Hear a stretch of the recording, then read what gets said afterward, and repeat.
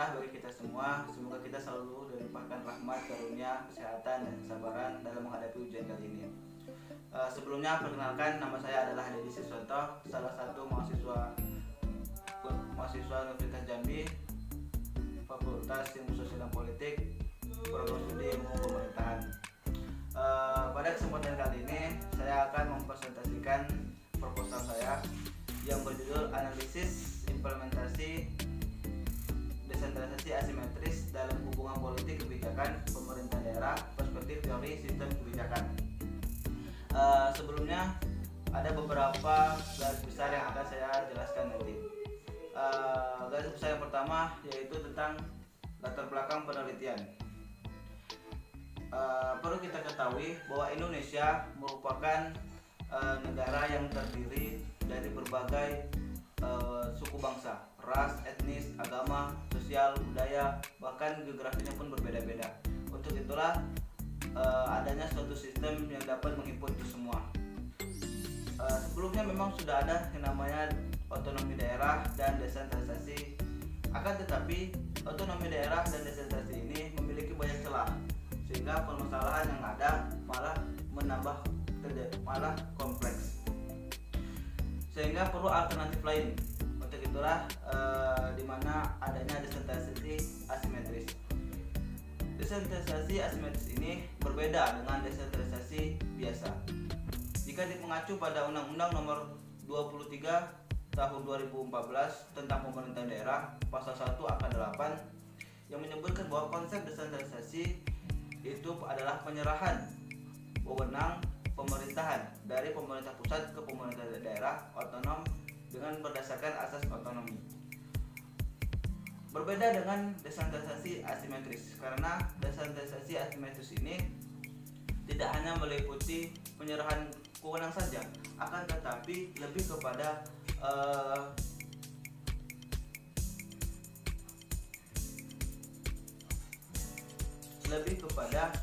pelimpahan wewenang keuangan atau anggaran atau alokasi, pengawasan dan kelembagaan yang disentralisasikan secara konseptual di daerah masing-masing.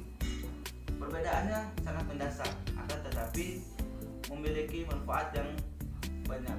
Selanjutnya mengenai tentang rumusan masalah. Di mana rumusan masalah ini yang pertama, bagaimana hubungan antara desentralisasi asimetris dengan politik dan kebijakan yang berlaku di Indonesia.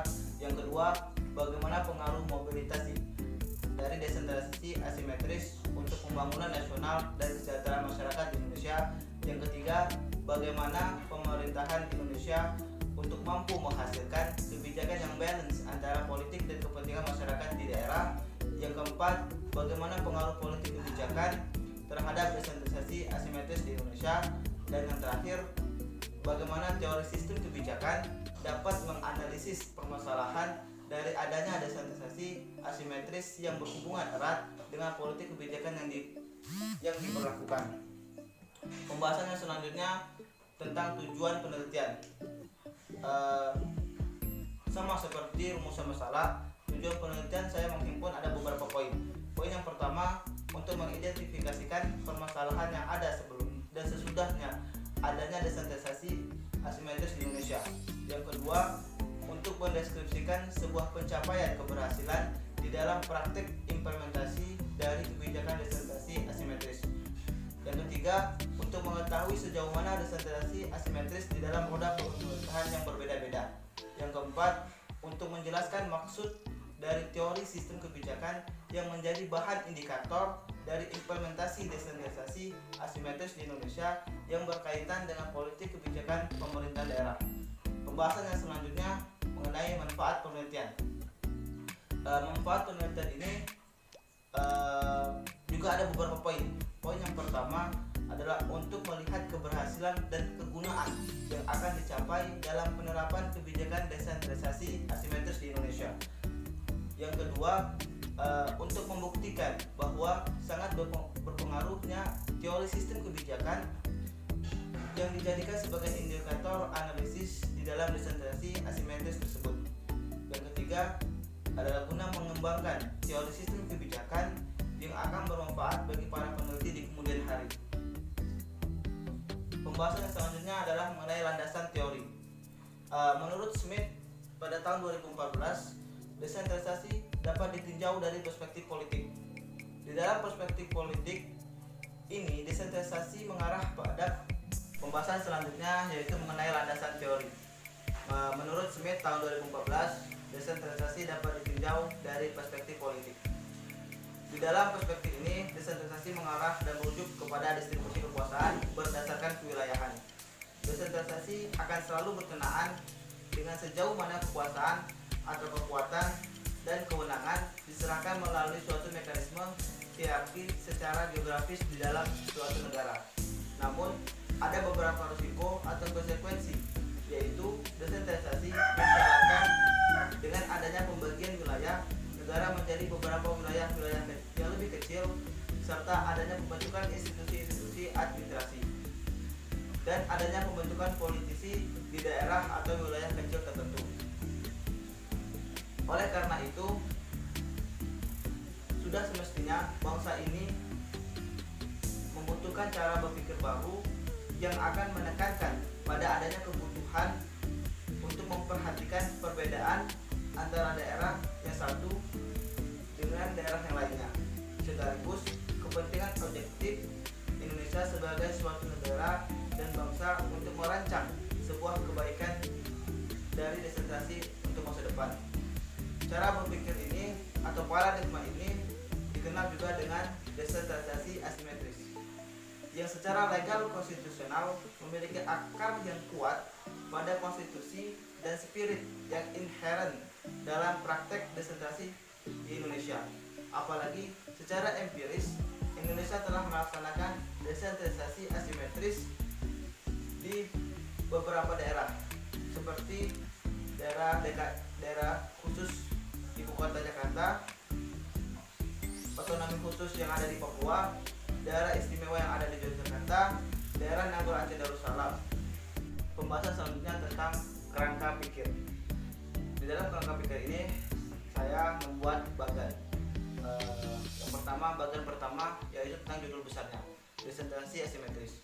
Diikuti oleh teori sistem kebijakan, yaitu mempengaruhi 2 poin: politik dan kebijakan serta pemerintahan daerah, di mana semuanya akan berakar dan berakhir di kesejahteraan masyarakat.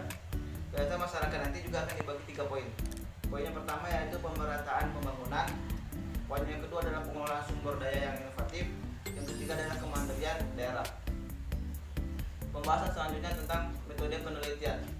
Penelitian ini adalah penelitian kualitatif, yaitu dengan jenis pendekatan studi kasus dengan tujuan analisis deskripsi untuk pemecahan masalahnya. Penelitian ini dilakukan berdasarkan pada objek penelitian yang berupa beberapa daerah yang pernah diterapkan desentralisasi asimetris sebelumnya, seperti DKI, Papua, Yogyakarta, dan Aceh.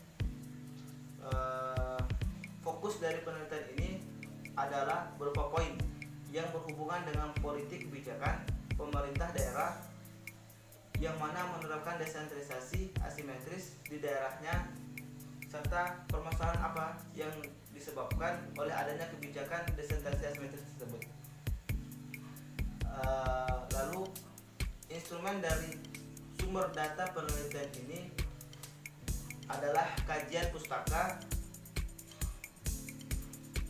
Hal ini dilakukan karena keterbatasan biaya dan waktu yang menuntut agar penelitian ini segera diselesaikan.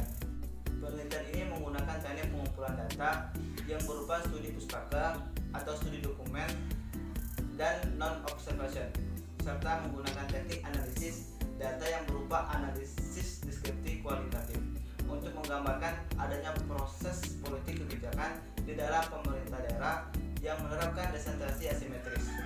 Terdapat triangulasi data yang dihimpun oleh penelitian ini, sehingga terkesan banyaknya data yang diperoleh dari studi pustaka dan studi dokumen. Sekian presentasi online dari saya yang berjudul tentang analisis implementasi desentralisasi asimetris dalam politik kebijakan. Itu saja presentasi proposal penelitian dari saya yang berjudul analisis implementasi dalam hubungan politik kebijakan pemerintah daerah, perspektif teori sistem kebijakan. Cukup sekian dan terima kasih. Wassalamualaikum.